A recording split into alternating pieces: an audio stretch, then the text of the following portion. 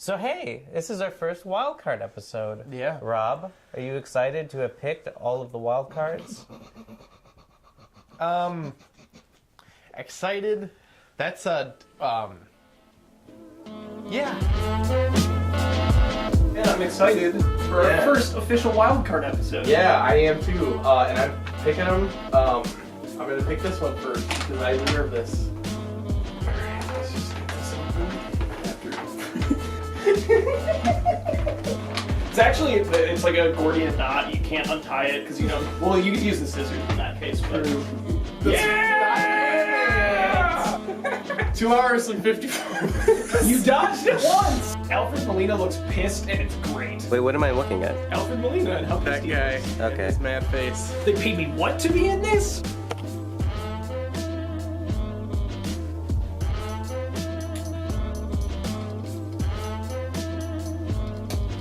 So for a 2006 episode, of course, I was in charge of picking the Wildcard film, and I picked Blood Rain, which was the movie that ended up getting watched because you two voted to, rather than watch Tom's selection, the Da Vinci Code extended cut, Yes. you picked the Wildcard, and lo and behold, when you opened the box, it was Blood Rain. It was Blood Rain. Unrated cut. So yeah, because we didn't watch Da Vinci Code, it got put in the wild card pool, and our friend Rob here inadvertently selected it. Yeah! First, I'd like to say I'm sorry for making everybody sit through it. It wasn't my intention. I mean, we were gonna do it anyway, but now it's like everyone here deserved to have to watch it. You for picking Blood Rain, Rob and myself for picking Blood Rain to watch, and Steve because, you know, why not? Yeah. Just look at him, really. Exactly. Tom Hanks, in maybe the worst role of his career. And the most shameless self-insert I've ever seen. Castles and Cauldrons. Oh, you're right. I forgot about that. Yeah, the one where he plays not D&D. I thought that was Mazes and Monsters. Oh, no, that's right. Yeah. Mazes and Monsters, that's right.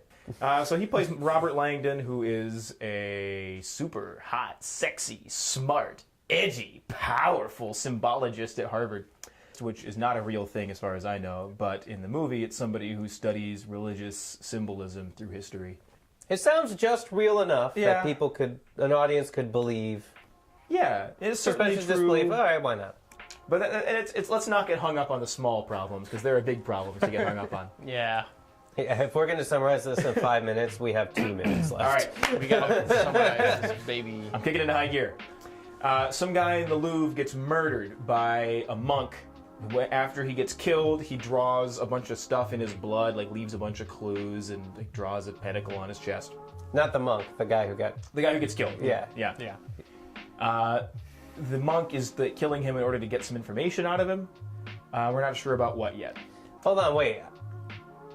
So this guy got shot, and he had all the time in the world to drag his bleeding body all across the Louvre, which is so big, by the way, people get lost inside of it. And he had 3 puzzles that he was able to come up with in the time that he was bleeding to death. Yeah. Well, it was a gut shot. Also, the fact that nobody came across him, like security or anything. Did you know the Louvre is empty at night? The French police call in Robert Langdon. Tom Hanks figures out, oh, this is connected to this old, weird cult. It's something to do with the Holy Grail, I guess. And a woman shows up who is the murder victim's granddaughter. I need one moment because I need to scratch my nose. Keeping that in. She kind of explains what's going on, and then just tells Tom Hanks, hey, you've been called here because you're a suspect. This woman says, like, I know you didn't do the killing, so let's break out of here. I think that's the first twist. Yeah, that is the first twist. Yeah. Well, let me check.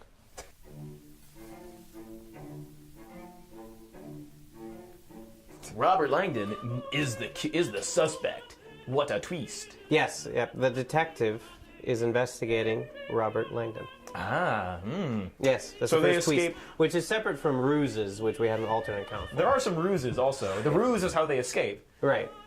So Tom Hanks and this woman escape the Louvre via ruse. Il l'a balancé de la fenêtre puis dans le camion. Pas maladroit le mec, hein. Quoi? Vous l'admirez maintenant?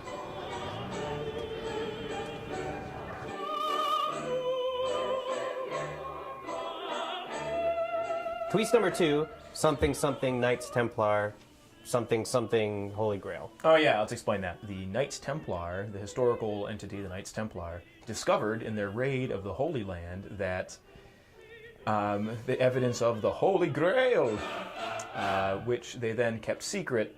They, along with this secret society called the Priory of Sion, they formed to protect the Grail. It became an important force in church politics. And then the church double-crossed them and killed all the Templars, and the Priory went into hiding, but they still have the info that they're keeping secret about the Grail. And if your eyes just glossed over while you were watching this, so did ours. Because who cares? Not me. Swiss broker guy turns on our protagonists. Yes, that's right. Your grandfather had a safe passage clause in his contract, so I'm going to escort you out through this secret tunnel to avoid the police. And they just figure, like, all right. And they That sounds reasonable. So they bail out through this tunnel, they get into this armored car, and the dude, like, drives them out into the country and says, "You killed our client, and now I will kill you." And they get out of this somehow.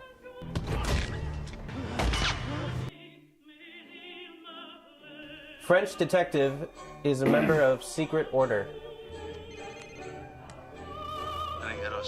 Well, I think that's No, yeah, a he big was. important part of the film. Like, Well, that's there was definitely no the next- twists there. That's There the was next just- twist, but there's an important feature here. An important feature. Tell me about it. The French detective being part of the secret order is a subset of introducing the Opus Dei publisher, which is, if I've learned, is a real thing. Rob, where did we lose you in the movie? I think after the third one, I was probably done caring.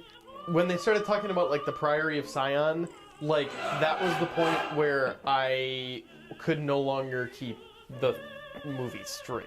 All right, what's the feature with the detective All right, and so secret order? Why is he's- this so important? The important thing is we're introduced to this guy. He's a cardinal who is in charge of the Opus Dei section of the church. Played by Daka. Herr Doctor Octopus. So Alfred Molina is important because he's in charge of this part of the church.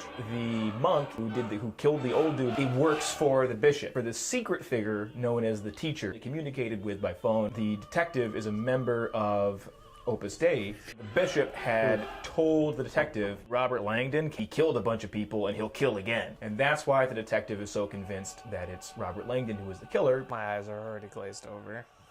I don't know if this is a twist, a ruse. I think this is just a plain old revelation. Okay. Yeah, Lee T-Bing, Ian McKellen, reveals that the Holy Grail is not an object, but a bloodline. The idea is that Jesus had children, and the descendants of Jesus are the Holy Grail. Airport shenanigans. I've been dying to hear about this for the last 3.5 minutes. Tell me about the airport shenanigans. I can't. I literally don't remember. They replayed it. They for played us. it twice, Wait, as if to say, "Look at this shit. Can you believe this?" They didn't notice anything? Well, people rarely notice things right in front of their eyes, don't you find?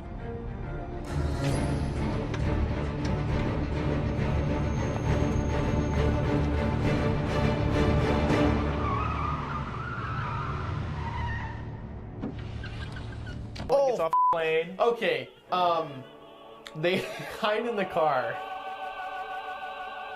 and they can't find him. The butler is a double agent. It's a good twist. Remy, no, put it away.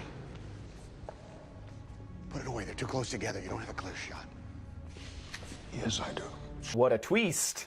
The butler was a member of Opus Dei the whole time. The butler is not actually a double agent. So this happens literally like 5 minutes after this scene that we just described. There's no room to breathe for this twist whatsoever. The butler is having like a sit-down conversation by the docks with this off-screen character what was that, like, this is going to be my retirement Yeah, or something it was like that. so heavy-handed. Yeah. It was like, all right, let's toast to this one, huh? And Hey, you want to take a drink? All right, let me get one. Accepts You a want any? flask. Accepts a flask from the other person who's still off screen, drinks it. Before, in a previous scene, it had been revealed that he had a peanut allergy just offhand. Yeah. Yeah, it's literally the scene before that was a detective going like, oh yeah, Remy so-and-so. He's allergic to peanuts! That he I don't chokes know on why. peanuts. It's just like my daughter. That's why I bring it up. It's just like my daughter. Yeah, same thing. Unsurprisingly, he chokes to death. Which is not, the fact that he's allergic to peanuts is not a twist, a ruse, or revelation. It's nothing. Yes, yeah, it really is. What? It's exposition. You couldn't just poison him? Yeah. I gotta make sure he's allergic to peanuts so I can put peanuts in his drink. Like, can you not just put arsenic in his drink? Then Yeah. he's allergic to arsenic. No I matter will what he's say- allergic to. I will say that in the book, the peanut thing is set up better. In the movie, it is not. Wait. In the movie, they should have just called it poison. This was in the book? The peanut thing was in the book? Okay, so this twist is not finished because it is that. Oh, Ian McKellen was in on it the whole time. yeah. Next twist. That's there you it. Yeah, in that same scene, it doesn't give it any room to breathe as to who this mystery person may be. It just slides over. It's Ian McKellen. Yep, Ian McKellen is the guy who's been pulling all the strings. And like playing everybody off each other Oh, that's right. in order to reveal the info about the Grail. I don't know why. Because he wanted to, like, make Jesus look less divine, I think was the thing that was his motivation. Was it? Yeah, because he was like, he'll just be a man. He's just a man like everyone else. I don't remember anything. I'm pretty sure that's the point in the movie where I stopped watching it and I just started seeing it. Yeah, that sounds about right. So they solve the cryptex. Yeah, that's right. And? They go to Sir Isaac Newton's tomb for whatever reason. Oh, we should mention what happened to the monk. The monk and the cardinal get shot. Who cares? They die. The only person who can figure out the answer is Robert Langdon, and he's being basically He's held so at gunpoint. smart, sexy, powerful. Yeah, handsome. He's got an 8-inch dog. Right. So, at this point, Ian McKellen is holding Tom Hanks and the granddaughter hostage. So they're held at gunpoint, and Langdon turns around and pretends like he can't solve the riddle, but of course he can solve the riddle. That's the twist. Yeah, which is probably like the twist that you could have seen coming before you saw the movie. Well, fortunately, there is one final twist, and this is the best twist of them all. I don't even have this twist on my... Oh, my gosh. Who cares? The main characters don't bang.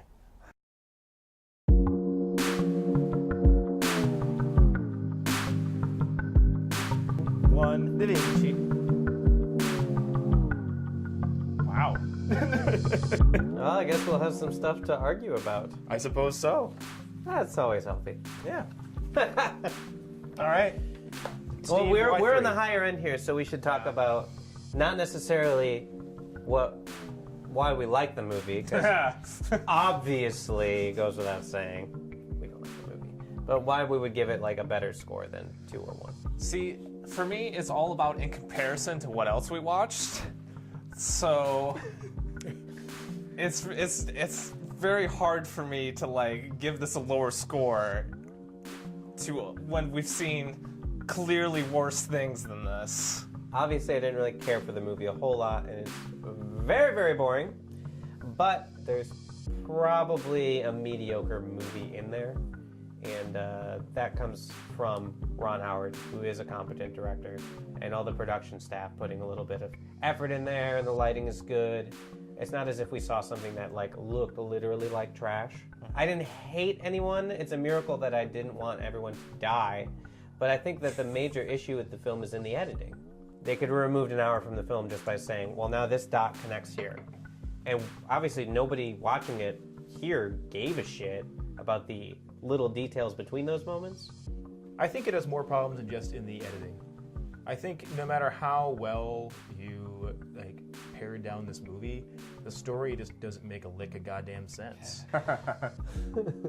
What? I mean, I was totally following it the entire time. Even if this were perfectly tight, you would still have so many problems. Like, what do these factions want?